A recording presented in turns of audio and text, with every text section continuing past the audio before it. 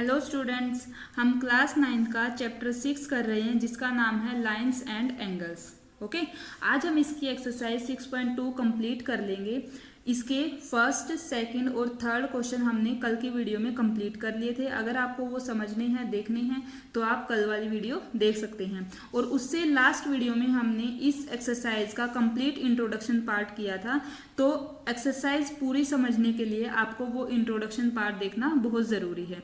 ठीक है, description box में उसका लिंक मिल जाएगा, आप चाहें तो वहां से उसको चेकआउट कर सकते हैं। अब हम स्टार्ट करते हैं क्वेश्चन नंबर 4। ठीक है, फोर्थ क्वेश्चन में हमारे पास ये फिगर गिवन है और पी क्यू पैरेलल है एस टी के। जो पी क्यू है वो इसके पैरेलल है एस टी के। एंगल पी क्यू आर ये हमारा 110 डिग्री का है। एंगल आर एस टी ये हमारा 130 डिग्री है। हमें फाइंड आउट करना है Q R S, angle Q R S, हमें ये वाला एंगल निकालना है। तो इस क्वेश्चन को सोल्व करने के लिए हमें इसमें थोड़ा कंस्ट्रक्शन करना होगा। वो क्या होगा, देखो हमारी पी क्यू जो है वो एस टी के पैरेलल है, तो इसी को आप थोड़ा सा आगे एक्सटेंड करेंगे। जैसे ये है, हम इसको इधर थोड़ा एक्सटेंड करेंगे, मान लो इस तरीके से। समझ रहे हो? अब हम इसको, आप कुछ भी नाम दे लो, मान लो एम नाम दे दिया मैंने। ठीक है, अब आप इस पॉइंट को भी आप कुछ भी नाम दे सकते हो, मानो ओ दे लिया। ठीक है, तो ये हमने एक्सटेंड की है। इसको आप पहले लिखोगे कैसे? हम लिखेंगे वी एक्सटेंड्स पी क्यू। हमने पी क्यू को आर की साइड बढ़ाया है, टुवर्ड्स आर, सच दैट, इस तरीके से कि जो अब हमारी पी एम आई है वो भी पैरेलल है एस टी के। ओके, ये हमने थोड़ा इसमें कंस्ट्रक्शन किया है। अब आप देखो यहाँ ये एक ट्रायंगल बन रहा है। उससे भी पहले आप देखो, जो पी एम है ये एस टी के पैरेलल है। अगर ये पैरेलल है तो जो ये एंगल है, आप इसको भी ऐसे देख सकते हो। मान लो ये एक लाइन है, ये एक लाइन होगी। अब ये इनकी ट्रांसवर्सल है, जैसे मैंने ये ड्रॉ कर दी, और ये इनकी ट्रांसवर्सल है। एस ये होगी एस ओ, ये एस टी हमारी, और ये पी एम वाली। अब यहाँ से ये एंगल तो गिवन है 130, ये एंगल मेरा इसके इक्वल हो जाएगा। क्यों? क्योंकि ये हमारे कौन से एंगल हैं? कोरस्पोंडिंग एंगल्स हैं। तो मैं ये लिख सकती हूँ, अगर ये 130 है तो ये भी मेरा 130 डिग्री ही होगा। पहले आप ये देखो। ठीक है, तो इसको हम लिखते हैं, क्योंकि ये दोनों लाइंस पैरेलल हैं, तो एंगल देखो टी एस ओ, या फिर आप ये लिख सकते हो ओ एस टी, कुछ भी लिख लो आप। आर एस टी भी लिख सकते हो। तो एंगल आर एस टी वो इक्वल है किसके? आर, ये ओ नाम दिया ना हमने, R O M K, equal to 130 degree. Reason corresponding angle.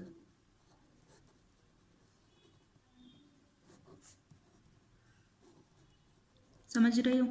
अब यहां से आप यहां इस लाइन पे देखो, ये लाइन, अगर मैं इन दोनों एंगल्स का सम लूँ वो भी 180 होगा, लीनियर पेयर, और इन दोनों एंगल्स का सम लूँ वो भी मेरा 180 होगा, लीनियर पेयर। तो यहाँ से हम R Q O angle find out कर सकते हैं और आर ओ क्यू दोनों एंगल फाइंड आउट कर सकते हैं।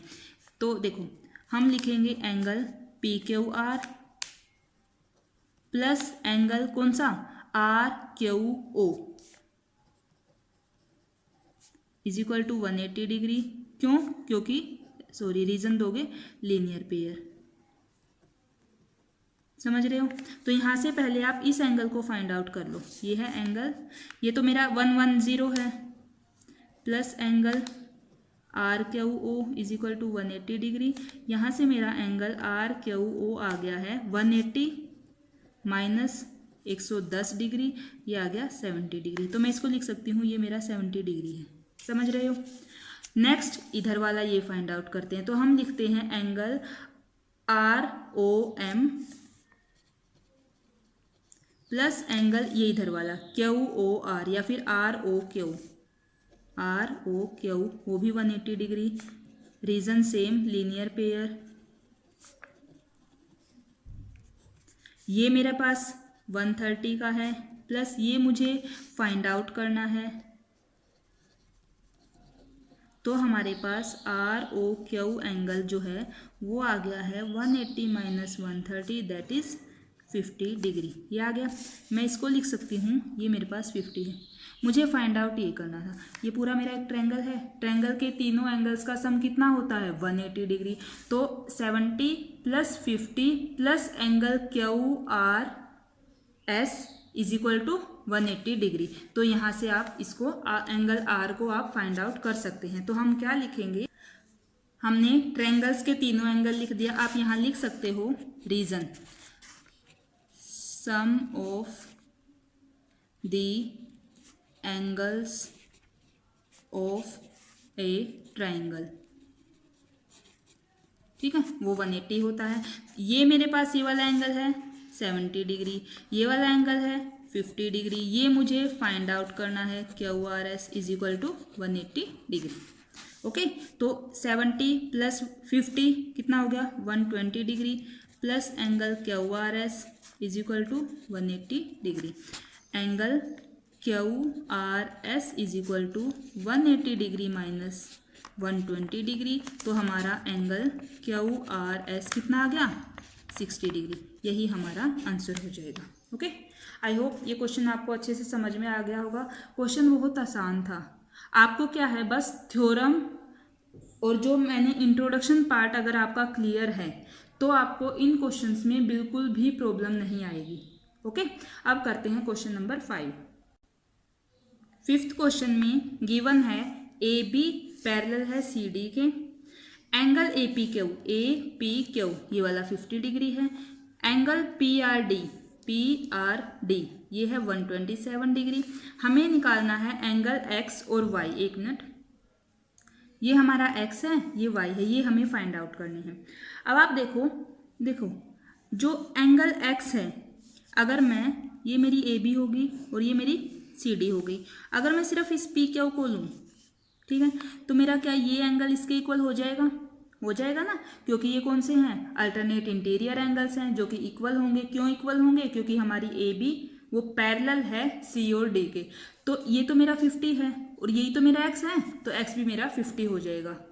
समझ में आ गया होगा। अब इसी चीज़ को हम यहाँ लिखेंगे कि जो एंगल ए पी क्यू है, ए पी क्यू वो इक्वल होगा एक्स के। क्यों, क्योंकि ये है हमारे अल्टरनेट इंटीरियर एंगल्स। समझ रहे हो। तो यहाँ से x आ गया मेरे पास 50 डिग्री। एक निकालना है मुझे y। अब अगर देखो ये a और b है, अब मैं सिर्फ इस लाइन की बात कर रही हूँ पी आर की। यहाँ से मेरा ये एंगल और ये एंगल इक्वल हो जाएंगे, होंगे या नहीं होंगे। Same reason alternate interior angle. लेकिन यहाँ देखो ये एंगल तो ये पूरा है और यहाँ ये इक्वल है 127 डिग्री के। तो आप क्या लिखोगे, angle A P Q plus Y, ये ठीक है, मैंने इन दोनों का सम लिख दिया, वो इक्वल होगा किसके, एंगल पी आर डी के। समझ रहे हो। रीजन सेम, इसका रीजन यहाँ लिख देती हूँ, अल्टरनेट इंटीरियर एंगल्स। ओके, ये दो फिगर्स मैंने आपको समझाने के लिए बनाई हैं, ठीक है। आपको सिर्फ इसी फिगर से लिखना है, ये आपकी अंडरस्टैंडिंग के लिए बनाई गई है। अब देखो ए पी क्यू कितना है 50 डिग्री है, प्लस वाई है और ये कितना है 127 डिग्री। तो यहाँ से आप वाई फाइंड आउट कर सकते हो। तो वाई कितना आ जाएगा 127 डिग्री माइनस 50 डिग्री। तो वाई आ गया मेरा 77 डिग्री। ये आ गया वाई और वो आ गया एक्स। यही दो फाइंड आउट करने थे। ये हो गया हमारा फिफ्थ क्वेश्चन कंप्लीट। अब करते हैं इस एक्सरसाइज का last question, question number 6। Sixth question की स्टेटमेंट देख लेते हैं एक बार। In figure 6.33 P Q and R S are two mirrors placed parallel to each other. जो ये पी क्यू है और आर एस है, ये दो मिरर्स हैं, ठीक है। इन दोनों को पैरेलल रखा गया है। An incident ray A B strikes the mirror P Q at B. एक कोई रे आती है, ओके, वो बी पॉइंट पे टकराएगी पी क्यू मिरर से, ठीक है। The reflected ray moves along the path B C. जब कोई रे मिरर से टकराती है तो वो रिफ्लेक्ट हो जाती है, ठीक है, आपने साइंस में ये बातें पढ़ी होंगी। तो ये बी सी है वो रिफ्लेक्ट कर गई है, ओके। उसके बाद and strike the mirror R S at point C, reflect करके आर एस मिरर से सी पॉइंट पर स्ट्राइक करती है and again reflects back along C D, और इधर सी डी पाथ में दोबारा से रिफ्लेक्ट कर जाती है। Prove that A B parallel to C D, हमें प्रूव करना है ए बी वो पैरेलल होगा सी डी के, ठीक है। तो क्वेश्चन स्टार्ट करते हैं। उससे पहले कुछ इस क्वेश्चन को सोल्व करने के लिए हमें किन किन बातों के बारे में पता होना चाहिए वो देखते हैं। देखो, क्योंकि ये रे रिफ्लेक्ट हो रही है तो हमें सबसे पहले लॉ ऑफ रिफ्लेक्शन के बारे में पता होना चाहिए, ठीक है। आप ये मत सोचना कि ये आपको इस क्वेश्चन को सोल्व करने से पहले लिखना है, नहीं, ये सिर्फ आपकी अंडरस्टैंडिंग के लिए लिखा है मैंने, ओके। इसमें क्या होता है, जो हमारा इंसिडेंस एंगल होता है और जो हमारा एंगल ऑफ रिफ्लेक्शन होता है वो दोनों इक्वल होते हैं। अब आप सोचेंगे एंगल ऑफ इंसिडेंस और एंगल ऑफ रिफ्लेक्शन कौन सा है। देखो, ये हमारा डायग्राम है जो बुक में दिया हुआ था। ये रे आई और इस मिरर पे बी पॉइंट पे टकराई, ठीक है। जब ये आ रही है तब हम इसको क्या बोलेंगे, इंसिडेंट रे। अब यहाँ से ये रिफ्लेक्ट हो गई है इस पॉइंट से, तो अब हम इसको बोलेंगे रिफ्लेक्टेड रे, समझ रहे हो। अब बात करो सी पॉइंट की। सी पॉइंट पे तो ये रे यहाँ तो आ रही है ना, तो सी पॉइंट के लिए ये रे काम करेगी किसका, इंसिडेंट रे का। और फिर जब रिफ्लेक्ट हो गई है सी डी पाथ में, तब ये इसको हम क्या बोलेंगे, रिफ्लेक्टेड रे। इतना आप समझ गए होंगे। अभी हम एक बी पॉइंट पे एक परपेंडिकुलर ड्रॉ करते हैं बी पॉइंट से, जो कि इस और इन दोनों लाइन के परपेंडिकुलर है। सिमिलरली हम सी पॉइंट पे भी एक परपेंडिकुलर ड्रॉ करते हैं। जो ये परपेंडिकुलर होता है इसको हम बोलते हैं नॉर्मल, ओके।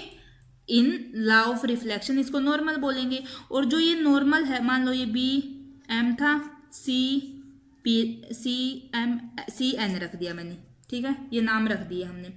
अब आप देखो, जो नॉर्मल के साथ जो एंगल ऑफ इंसिडेंस नॉर्मल के साथ ये एंगल बनाती है, यही हमारा एंगल ऑफ इंसिडेंस होता है। और रिफ्लेक्टेड रे ने जो ये नॉर्मल के साथ एंगल बनाया, ये हमारा एंगल ऑफ रिफ्लेक्शन होता है। समझ गए होंगे। सिमिलरली यहाँ ये जब इंसिडेंट रे आ रही है, वो ये रे नॉर्मल के साथ जो एंगल बनाएगी इसको हम एंगल ऑफ इंसिडेंस बोलेंगे, और इधर जो रिफ्लेक्टेड रे बना रही है उसको हम एंगल ऑफ रिफ्लेक्शन बोलेंगे, ठीक है। आप समझ गए होंगे। तो लॉ ऑफ रिफ्लेक्शन में हमारे ये दोनों एंगल्स इक्वल होते हैं, समझ रहे हो। उसके बाद जो इंसिडेंट रे है, जो हमारी रिफ्लेक्टेड रे है, और जो ये नॉर्मल होता है, तीनों एक ही प्लेन में लाई करते हैं। इस सेकंड पॉइंट की यहाँ इतनी कोई इंपॉर्टेंस नहीं है। मेन पॉइंट जो है फर्स्ट है आपके समझने के लिए। तो यहाँ से हम ये बात समझ गए कि जो एंगल आई है और जो एंगल आर है, बोथ आर इक्वल, ओके। अभी हम देखते हैं हमें क्वेश्चन स्टार्ट कैसे करना है। तो आप उसके लिए ये देखो ये दो हमारी पैरेलल लाइंस हैं, ओके। ये दो पैरेलल लाइन हैं। ये मैं आपको समझाने के लिए एक रफ फिगर ड्रॉ कर रही हूँ। यहाँ हमने दो परपेंडिकुलर लाइंस ड्रॉ की। जब भी दो पैरेलल लाइंस के बीच में हम दो परपेंडिकुलर लाइंस ड्रॉ करते हैं तो वो दोनों लाइंस भी एक दूसरे के पैरेलल होती हैं, ओके। तो इसका मतलब ये हुआ, जो हमारा बी एम है और सी एन है, ये हमारे दोनों एक दूसरे के साथ पैरेलल हैं।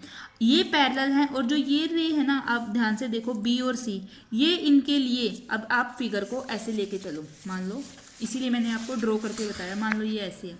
अब यहाँ से हमारे पास ये दो तो पैरेलल लाइंस हो गई हमारी, और ये इनकी क्या हो गया, ट्रांसवर्सल, समझ रहे हो, ये ट्रांसवर्सल हो गया। तो हमारा ये एंगल और ये एंगल क्या होगा, क्या होंगे, इक्वल होंगे ना, क्योंकि ये हमारे अल्टरनेट इंटीरियर एंगल्स हैं। अभी आप फिगर में देखो, ये हमारा कौन सा एंगल था, ये वाला ना, यही था ना। और ये वाला एंगल कौन सा, हमारा ये वाला। इसका मतलब ये हुआ कि जो हमारा ये एंगल है और ये एंगल है, ये भी इक्वल होंगे। अगर ये आर है तो ये भी आर ही होगा, समझ रहे हो। अभी मैं आपको सिर्फ समझा रही हूँ, लिखेंगे कैसे प्रॉपर वे में वो मैं आपको अभी बताती हूँ, ठीक है। तो ये हमारा आर हो गया। अब आपको पता है जो जैसे यहाँ आई और आर इक्वल थे वैसे ही ये एंगल और ये एंगल भी इक्वल ही होंगे। अगर ये आर ले रही हूँ तो ये भी आर ही होगा। थोड़ा आपके लिए कंफ्यूजिंग हो सकता है, लेकिन अभी जब लिखेंगे ना तो आपको सारा समझ में आ जाएगा। अभी सिर्फ मैंने आपको समझाया है। अब हमें क्वेश्चन में क्या प्रूव करना है, हमें प्रूव करना है कि जो ए बी है वो पैरेलल होगी सी डी के। थोड़ा फिगर को इस तरीके से देखिए, ये हमारी ये पैरेलल लाइन, ये पैरेलल, ये ट्रांसवर्सल का काम कर रही है। मैं एक बार इसको फिर से ड्रॉ करती हूँ, ये ठीक है ए बी, ये सी डी और ये हमारी है ट्रांसवर्सल। तो अगर मैं ये एंगल और ये एंगल इक्वल प्रूव कर देती हूँ, अल्टरनेट इंटीरियर एंगल दो पैरेलल लाइंस के हमेशा इक्वल होते हैं। अगर मैं यहाँ से भी हमारे अल्टरनेट इंटीरियर एंगल्स को इक्वल प्रूव कर देती हूँ तो इसका मतलब हमारी जो लाइंस है पैरेलल हो जाएंगी। मतलब ये हुआ हमें यहाँ से ये पूरा एंगल, यही हुआ ना, देखो ये वाला यही है और ये पूरा, अगर मैं इन दोनों को आपस में इक्वल प्रूव कर देती हूँ इसका मतलब यही होगा कि ए बी पैरेलल हो जाएगी सी डी के। ओके, आई होप आप इतना क्वेश्चन समझ गए होंगे। अगर इतना समझ में आ गया है तो क्वेश्चन में आगे कुछ भी नहीं है, ठीक है। तो अभी क्वेश्चन कैसे स्टार्ट करना है, कैसे प्रॉपर वे में लिखना है वो देखते हैं। सबसे पहले हम लिखेंगे, हमारा सॉल्यूशन यहाँ से शुरू होगा। अब जो हम लिख रहे हैं सॉल्यूशन क्या होगा हमारे पास, draw B M B M perpendicular to R S and C N perpendicular to P Q. हमने ड्रॉ किए हैं और हमने माना है let I be the angle of incidence and R be the angle of reflection। पहले हम ये बातें लिखेंगे क्वेश्चन में, ओके। उसके बाद हम लिखेंगे एंगल एम बी सी, ये वाला किसके इक्वल था, बी सी एन के। क्यों, क्योंकि ये जो दो लाइंस हैं हमारी बी एम और सी एन हमारी आपस में क्या थी, पैरेलल थी। इसको लिखते हैं हम, यहाँ बता देती हूँ, यहाँ देखो यहाँ लिख लेते हैं एंगल कौन सा, एम बी सी इक्वल है एंगल किसके, बी सी एन, और दोनों किसके इक्वल हैं, आर के। क्यों, रीजन भी दोगे, क्या है होगा यहाँ हमारा रीजन, क्योंकि बी एम वो पैरेलल है किसके, सी एन के। समझ गए होगे, ये सी एन है, ओके। अब ये दोनों इक्वल हैं तो यहाँ से ये, अब ये पूरा एंगल देखो कितना बन गया। अगर मैं यहाँ से लिखूं कि एंगल बी सी एन ये किसके इक्वल है, एन सी डी के, both are equal to R. क्यों, अब ये इक्वल क्यों हुए, क्योंकि एंगल ऑफ इंसिडेंस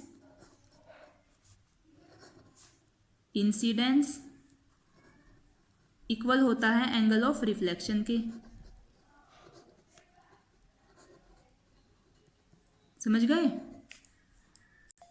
हमने लिखा एंगल ऑफ इंसिडेंस इक्वल होगा एंगल ऑफ रिफ्लेक्शन के। तो यहां से मैं इस पूरे एंगल को क्या लिख सकती हूं, देखो B C D, angle B C D equal हो जाएगा एक आर और एक आर, यानी कि 2r के। एक तो ये पॉइंट आपको ध्यान रखना है। अब आ जाओ इधर, अगर ये r है तो ये i भी तो मेरा r ही हो जाएगा, समझ रहे हो। अब हम यहां से लिखेंगे एंगल सिमिलरली ऐसे ही, देखो यहां से क्या है, एंगल ए बी एम वो इक्वल होगा किसके, एम बी सी के। ये भी दोनों किसके इक्वल हैं, आर के। यहां भी हमारा सेम रीजन, क्या, एंगल ऑफ इंसिडेंस इक्वल है किसके, एंगल ऑफ रिफ्लेक्शन के। समझ रहे हो। अब ये अगर मैं पूरे एंगल को लिखूं ए बी सी को पूरा 2r हो जाएगा वो भी, तो यहां से एंगल ए बी सी किसके इक्वल है, 2r के, ओके। इसको आप इक्वेशन 1 मानो, इसको आप इक्वेशन 2 मानो। अब आप देखिए इक्वेशन 1 और 2 से ये वाला एंगल साफ साफ इक्वल दिख रहा है इसके, तो हम ऐसे लिख सकते हैं हम लिखेंगे from equation 1 and 2 angle ABC, ये वाला किसके इक्वल है, एंगल BCD के। इसका मतलब ये होता है, इसलिए हैंस AB पैरेलल होगी किसके, CD के। ये हमारा आंसर हो गया, ये पूरा क्वेश्चन सोल्व हो गया है। ओके, इंपॉर्टेंट क्वेश्चन है तो आपको ये ध्यान से करना है। एक बार नहीं समझ में आ रहा है तो वीडियो में बैक जाके आप दोबारा से उसको देख सकते हैं, ठीक है। लेकिन एक बार समझ में आ गया तो दोबारा फिर भूलोगे भी नहीं, ये भी बात पक्की है। तो ये हमारी एक्सरसाइज 6.2 कंप्लीट होती है। स्टूडेंट्स, ये थी हमारी आज की वीडियो। अगर आपको मेरी वीडियोस अच्छी लग रही हैं, आपके लिए हेल्पफुल हैं, तो प्लीज़ वीडियो को लाइक करना, चैनल को सब्सक्राइब करना और अपने फ्रेंड्स के साथ ज़रूर शेयर करना। Thank you so much.